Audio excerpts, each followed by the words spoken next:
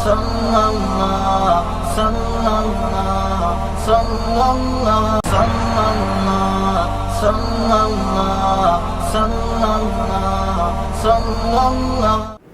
اللہ الرحمن الرحیم الحمد للہ وحدہ والصلاة والسلام على من لا نبی بعدہ اما بعد. ناظرین و سامعین کرام، السلام علیکم ورحمۃ اللہ وبرکاتہ. ہمیں خوشی اور مسرت ہو رہی ہے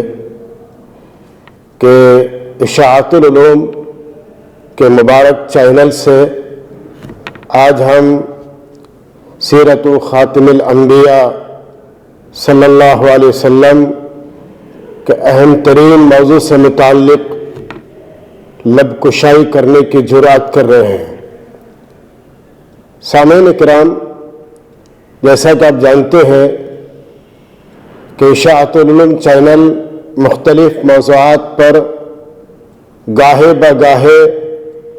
اہم ترین موضوعات لے کر آتا رہا ہے. عید الاضحیٰ کے موقع پر قربانی سیکھیے اور قربانی کیجیے کہ اہم موضوع پر آپ سے رابطہ ہوا، لوگوں نے استفادہ کیا اور پسند بھی کیا. آج کے اس موقع پر، اہم ترین موقع پر،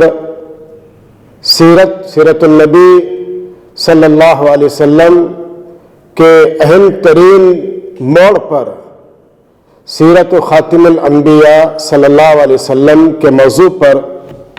لب کشائی کرنے کی کوشش کریں گے.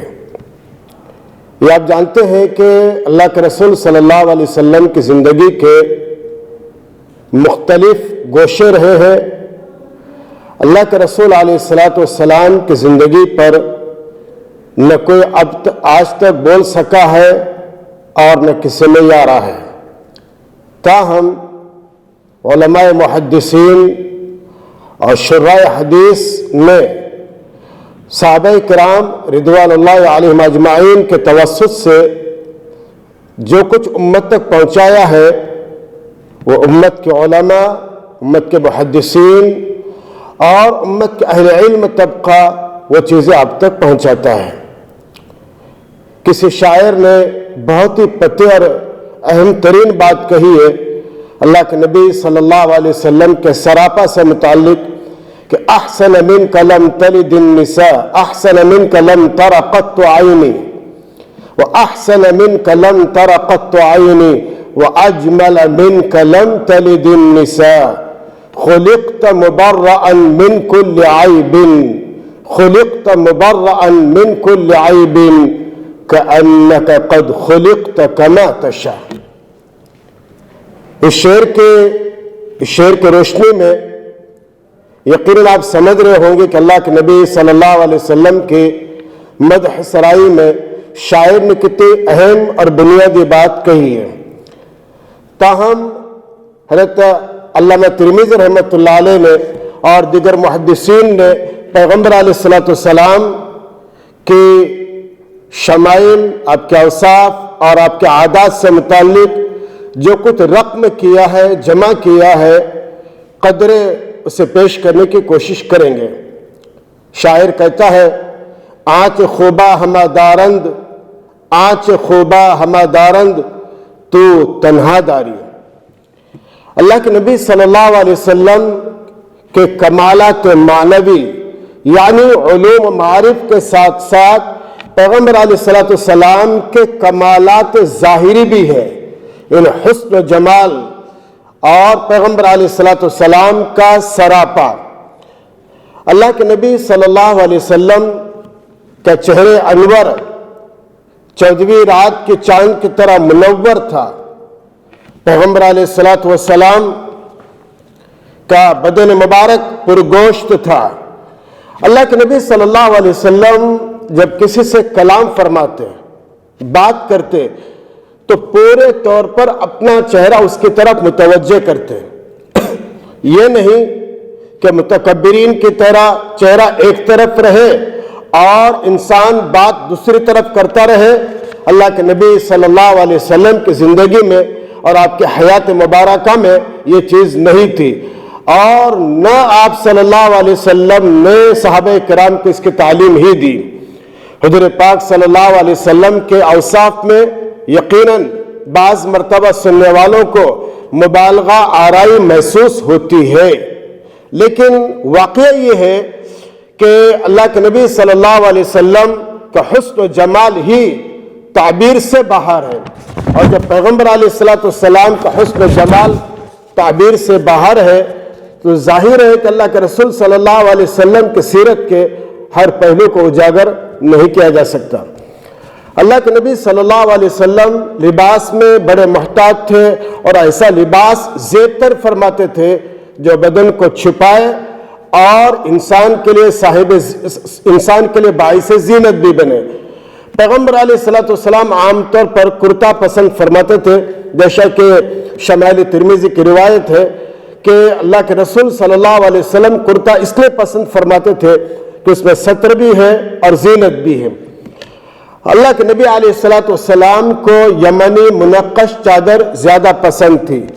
پیغمبر علیہ السلام نے فاخرانہ لباس پہننے سے منع نہیں فرمایا، لیکن ہاں وہ فاخرانہ لباس جس کے ذریعے انسان تکبر کا شکار ہو جائے، خود پسندی کا شکار ہو جائے، خود نمائی کا شکار ہو جائے، پیغمبر علیہ السلام نے اس سے منع فرمایا ہے۔ اور انسان کو ایسے لباس نہیں پہننا چاہیے جو خود پسندی اور تکبر کا شکار ہو۔ اللہ کے رسول صلی اللہ علیہ وسلم نے نعمتوں کے استعمال پر اللہ کا شکر ادا کیا، یہاں تک کہ اکل شرب میں بھی جو نعمتیں استعمال ہو رہی ہیں ان نعمتوں میں بھی پیغمبر علیہ السلام نے اللہ کا شکر ادا کیا، یہاں تک کہ اللہ کے رسول علیہ السلام نے کھانے کے بعد کی جو دعا ہے اس میں صاف طور پر فرما دیا الحمدللہ الذی اطعمنا وسقانا وجعلنا مسلمین۔ یہاں پر لفظ مسلمین کا اضافہ کر کے پیغمبر علیہ السلام نے اشارہ یہ فرمایا کہ دیکھیے کھانے اور پینے کی جتنی چیزیں ہیں یہ سب اللہ کی نعمتیں ہیں، اور جب اللہ کی نعمتیں ہیں تو نعمت کا شکر ادا کرنا اسلام کی تعلیم ہے، بلکہ بنیادی تعلیم ہے۔ اس لیے پیغمبر علیہ السلام نے یہاں پر لفظ مسلمین کا اضافہ فرمایا یا لفظ مسلمین کو ذکر فرمایا۔ اللہ کے نبی صلی اللہ علیہ وسلم کے پاس معاملات کے اعتبار سے، معاشرت کے اعتبار سے، انصاف عدل کے اعتبار سے تمام صحابہ کرام یکساں تھے۔ ایسا کبھی نہیں ہوا کہ رسول پاک صلی اللہ علیہ وسلم نے کسی بادشاہ کو اس کی بادشاہی کی وجہ سے بڑا مقام دیا ہو، یا نعوذ باللہ کسی تنگ دست اور فقیر آدمی کو اس کی فقارت اور قلاشی کی وجہ سے اس کو نیچے مقام دیا ہو، ایسا ہرگز نہیں ہوا، بلکہ اللہ کے نبی صلی اللہ علیہ وسلم کے پاس تمام افراد یکساں تھے، برابر تھے۔ اور جہاں تک معاشرے میں گھریلو کاموں کے اعتبار سے معاملہ ہے تو اللہ کے نبی صلی اللہ علیہ وسلم اپنے کام خود کر لیا کرتے تھے، حتیٰ کہ مویشیوں کو چارہ ڈالنا، گھر کی صفائی کرنا، جھاڑو لگانا، یہ وہ تمام اعمال ہیں جو پیغمبر علیہ السلام اپنے گھر میں کر لیا کرتے تھے۔ اور دوسری طرف اللہ کے نبی صلی اللہ علیہ وسلم کا وجاہتی رعب ایسا تھا کہ اگر کوئی شخص ایک بار پیغمبر علیہ السلام کو دیکھ لے تو ہیبت زدہ ہو جاتا تھا، اس لیے کہ اللہ کے رسول صلی اللہ علیہ وسلم کا اللہ نے ایسا رعب پیغمبر علیہ السلام کا ایسا رعب عطا فرمایا تھا کہ ہر کوئی آپ سے مرعوب ہی ہوتا تھا۔ اللہ کے نبی صلی اللہ علیہ وسلم کے شخصیت سے متعلق کسی نے یقیناً بہت سچی اور اہم بات کہی ہے، تیری درفشانی نے قطروں کو دریا کر دیا، دل کو روشن کر دیا، آنکھوں کو بینا کر دیا۔ جو نہ تھے خود راہ پر اوروں کے ہادی ہو گئے، اوروں کے ہادی بن گئے، کیا نظر تھی جس نے مردوں کو مسیحا کر دیا۔ اللہ کے نبی صلی اللہ علیہ وسلم کے دیگر معاملات میں، آپ پیغمبر علیہ السلام کے دیگر امور میں جہاں آپ عام معاشرتی زندگی گزارتے تھے، وہی محفل میں پیغمبر علیہ السلام بڑے خاموش مزاج تھے، بات کرتے تو انتہائی شیریں بات کرتے اور ضرورت سے زیادہ بات نہیں کرتے بلکہ خاموش رہنے کو ترجیح دیتے، اور جب ضرورت کے اعتبار سے بات کرتے تو مختصر بات کرتے، ما قل و دل، اہم ترین بات کرتے۔ اور اللہ کے نبی صلی اللہ علیہ وسلم نے فرمایا کہ دیکھیے کھانا انسان کو کھانا چاہیے لیکن ایک مقدار کے اعتبار سے۔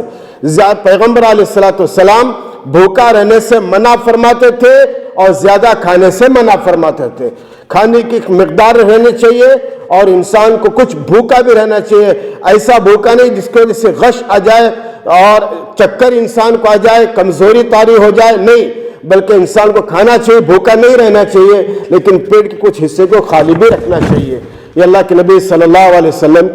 کی مدح سرائی ہے اور آپ کا سراپا ہے۔ اللہ کے رسول صلی اللہ علیہ وسلم اپنے بارے میں کبھی ایسی تعریف پسند نہیں کرتے تھے جس کے ذریعے دیگر افراد کی کمی آتی ہو یا ان کے تعریف میں نقص آتا ہو۔ پیغمبر علیہ السلام نے فرمایا لا تخیروا بین الانبیاء، دیگر انبیاء اکرام کے مقابلے میں مجھے، ایک دوسرے کے مقابلے میں مجھے آگے مت کرو بلکہ ہر ایک کا مقام اور مرتبہ ملحوظ رکھ کر ہی تعریف کرو،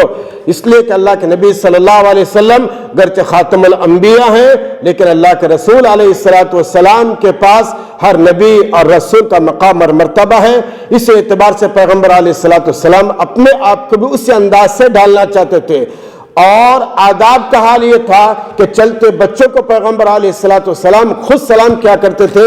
اور ان کے سر پر ہاتھ پھیرتے تھے۔ یہ تھی پیغمبر علیہ السلام کی تعلیمات اور اللہ کے رسول صلی اللہ علیہ وسلم کا پیغام۔ پیغمبر علیہ السلام محفل میں جب بھی تشریف فرما ہوتے کبھی اپنے پیر پھیلا کے نہیں بیٹھے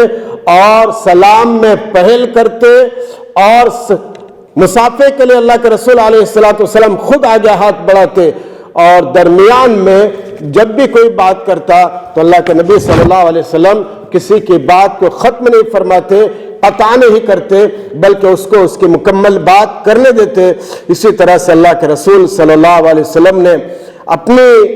ذات مبارکہ کے لیے زندگی میں کبھی کسی انتقام نہیں لیا۔ بعض مرتبہ اللہ کے رسول صلی اللہ علیہ وسلم کی اگر زبان مبارک سخت ہوئی ہے تو وہ صرف دین، اسلام اور دعوت و تبلیغ کے لیے ہوئی ہے، ورنہ اللہ کے رسول صلی اللہ علیہ وسلم نے اپنی ذات کے لیے کبھی انتقام نہیں لیا۔ یہ مختصر اور چند کلمات تھے اللہ کے نبی علیہ السلام کے عادات، اوصاف اور آپ کے سراپا سے متعلق، ورنہ یہ بحر بے کرا ایسا ہے کہ اس میں جتنا تیرتے جائے بہرحال کم ہی ہے۔ اللہ مجھے اور آپ کو عمل کی توفیق عطا فرمائے اور ہم اپنی زندگی اللہ کے نبی صلی اللہ علیہ وسلم کے سیرت سے متصف کریں اور اپنے آپ کو اللہ کے نبی علیہ السلام کی سیرت میں ڈھالنے کی کوشش کریں۔ والسلام علیکم ورحمۃ اللہ وبرکاتہ۔